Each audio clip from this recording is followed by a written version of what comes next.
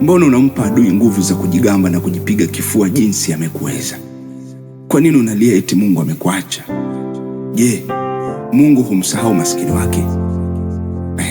Tatizo kubwa ni kudumu sana katika jana yako badala ya kuingia katika kesho yako. Unakumbuka sana yaliyofanyika nyuma, ndio maana unashindwa kupiga hatua mbele. Mwanangu, ukiyashikilia sana yaliyokuumiza, utashindwa kuendelea na mwendo, maana hata funzo utashindwa kulielewa. Akili yako unaikita sana katika kujiuliza ni kwa nini yaliyofanyika, na ndio maana unaishi sana na maswali ya ni kwa nini, na jinsi ilivyo katika mzunguko wa maisha ya kidunia. Jana haina jipya. Mungu hajatuumba kujiona duni wala kujikatia tamaa. Hatima yako ipo mikononi mwake, yeye aliyekufinyanga kwa udongo mzuri. Bakora inapiga.